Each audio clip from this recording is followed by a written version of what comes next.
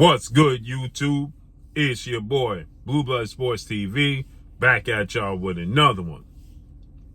So, we got some unfortunate news, as it has now been told to me that undefeated welterweight superstar title contender, the Phenom, as I refer to him, Jaron Boots Ennis, who is 31 wins, no loss, no draw, 28 wins by way of knockout, 26 years of age, 5'10" with a 74-inch arm reach.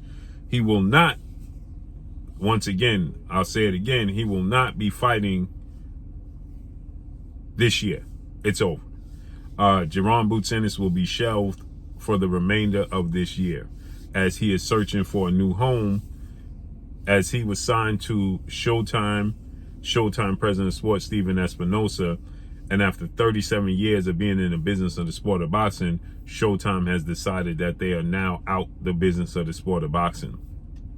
They are no longer investing any more money inside the sport of boxing other than their already scheduled obligations that they will fulfill. But that's only 2 more fights you'll see on Showtime. That's the November 25th showdown between Demetrius Andrade and David Benavidez, which will be a massive stacked card. That's going to show you Jamal Charlo versus Jose Benavidez Jr., Sergey Lipinets versus Michelle Ali Rivera, Matias, he'll be on that card. It's a stacked card from top to bottom, okay? And in December, you're going to get David Morrell in a comeback fight, headline in Minnesota. And on the undercard of that, you can see Christopher Colbert versus El Rayo, Jose Valenzuela, part 2. So, with that said, Jaron Ennis was signed to Showtime. Many people confuse and think that Jaron Boots Ennis is signed to Premier Boxing Champions, better known as PBC, founder and advisor Al Heyman. He's not. He's signed to Showtime. Jaron Boots Ennis is signed to Cameron Duncan and Showtime. Showtime had a partnership with, an agreement with Al Heyman, PBC, and their stable of fighters, which saw Jaron Boots Ennis featured on a lot of their cards, but he's not a PBC fighter. So with that said, he headlined his last fight against Villa, and he won that fight, entertaining fight. But now Jaron Boots Ennis, who's seeking out a title opportunity, seeking out massive fights, seeking out, to become a legit bona fide superstar in the sport of boxing. He fought Villa, that was in July of this year, and he stopped him in the 10th round. Prior to that, he fought in January. He fought Karen Chua-Karzin. He won a unanimous decision. So the big names have been avoiding Jaron Boots Ennis, but more importantly, Jaron Boots Ennis is on the outside looking in. Essentially, Jaron Boots Ennis now has to wait and seek out a new deal and see what's going to happen with the PBC, because he may as well go ahead and sign with the PBC. Now, he could stay a promotional network free agent and move in the same manner that undefeated, undisputed lightweight world champion superstar boxer Devin Haney does, with his father, trainer, manager, CEO of DHP, Devin Haney Promotions, Bill Haney. They do somewhat in the sense of fight-by-fight basis. They did multiple fights on the Zone. They did a few fights on Showtime with the PBC. They did 3 fights with Top Rank, Bob Arum, and ESPN. And now they're back with the Zone for December 9th against Regis Ruguru Prograis to become a second division world title holder, right? To become a 2-division world champion. And so they move in the manner of getting the best fights, the best deals, and the legacy fights. So they stay a network promotional free agent, but they have Devin Haney Promotions, and they actually have fighters. Amari Jones is under Devin Haney Promotions. Shamar is under Devin Haney Promotions, and they actually fight, and they're very talented fighters. And actually, Amari Davis is going to fight on December 9th on the undercard. He fought they brought him with him to Top Rank. He fought on the undercards there. So Jaron Ennis can, with his father, trainer, and manager, Bozy Ennis, can start their promotional company and move in the same manner, or it would suit them best to sign with PBC, because all the fights that Jaron Boots Ennis is looking for is with the PBC. Outside of one big fight, one big name, in my opinion, and that's Virgil Ortiz Jr., who's with Golden Boy Promotions, Oscar De La Hoya, and DAZN. He's 19 wins, no loss, no draw, 19 wins by way of knockout.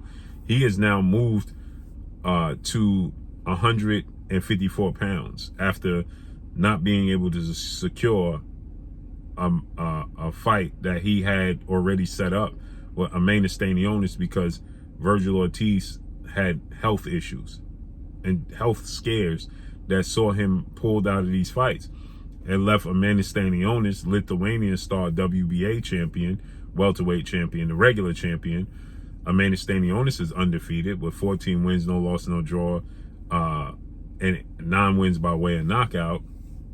But was signed to fight former unified welterweight world champion Keith one-time Thurman. And now that fight has been scrapped because Showtime has decided not to invest in a December 9th card. So they was rumored to have 3 more fight cards under Showtime, which would have been the November 25th, it would have been December 9th, and it would have been December 16th, I believe that following Saturday is, which would have still been David Morrell. And now Showtime has decided that they're going to scrap the December 9th date, which was supposed to be Keith Thurman versus, December 16th. It was supposed to be Keith Thurman versus Amanda Stanionis, with the undercard having Erislandy Lara versus Danny Garcia. And it was rumored to have Floyd Mayweather headline. And that's not going to happen anymore. PBC has attempted to secure dates December 30th. That got scrapped. Why? Because Showtime is out the business of the sport of boxing. So, Jaron Boots Ennis is having an extremely hard time securing these fights. We want to see Jaron Ennis versus Keith Thurman. It almost seems like Keith Thurman refuses. We want to see Boots Ennis versus Stanionis. Feels like Stanionis is, he says that he's eager and he's willing and open to fighting anybody, including Boots Ennis, but we've yet to see that come to fruition. So it begs the question, is Jaron Boots Ennis being frozen out? Some people may feel like he's being frozen out because he's not signed to the PBC to secure those fights, and they want to keep the fights in-house, which makes sense, right? How do they benefit outside of the fanfare wanting to see Keith Thurman versus Jaron Ennis? What do they benefit from making that fight if Jaron Ennis beats Keith Thurman? You understand, business-wise. So it makes sense. Stanionis, Keith Thurman is a more in-house fight. Keith Thurman is with the PBC. Stanionis is with the PBC. In-house fight. The winner is going to stay a PBC fighter that they make more fights with that winner.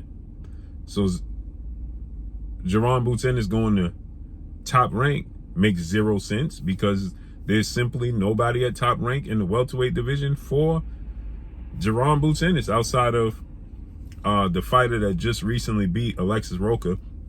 Now that's a fight that he can seek out, but that's the fight that, he's already fighting that caliber of fighters. You understand what I'm saying? He's already fighting, the Alexis Roca type of fighters in FIA. The fighter that just beat Alexis Roca was Giovanni Santillan, right? He shockingly knocked out Alexis Roca in the 6th round. He's undefeated, 32 wins, no loss, no draw, 17 wins by way of knockout, 31 years of age, 5'8" with a 69-inch arm reach, and he's a southpaw. Again, he's with Top Rank, okay? So maybe they can make that fight Giovanni Santillan. But after that, Jaron Boots Ennis, I believe, will beat Giovanni And then what?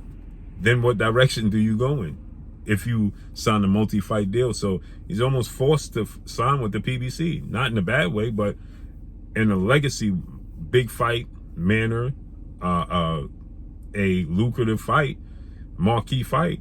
He has to sign with the PBC or take the route of Devin Haney. But for the remainder of this year, he will not be fighting. He will be shelved. Now, it's not all the way a bad thing because he wants to stay active, obviously, and want to get another fight in before the year is up. But he did fight in July and he did fight in January. So he did fight twice this year. So it's not like he's inactive the entire year, went to waste, and he only fought. He fought twice this year. A learning lesson with Chua Karzine, and he had to fight with Villa, and he got the knockout. So he has been active. It's not the worst thing, but the next move isn't his most important move. So it's like he's going to be forced to sign with the PBC or take the route of Devin Haney. Which route is he going to go? But now he's shelved, and he better make a decision quick. If he signs with the PBC, I think that he'll secure the Keith Thurman fight. I believe that. So let's see. And that's all I got for y'all. Make sure you hit the like button. Drop a comment in the comment section. Let me know what y'all think. Y'all already know what it is. It's your boy Blue Blood Sports TV. Hate, like, comment, and subscribe. If you haven't subscribed, hit the subscribe button, hit the like button, hit the bell icon to get all the new notifications. Follow me on Instagram at Blue Blood Sports TV, all one word. So all I got for y'all. I'm gone. Peace.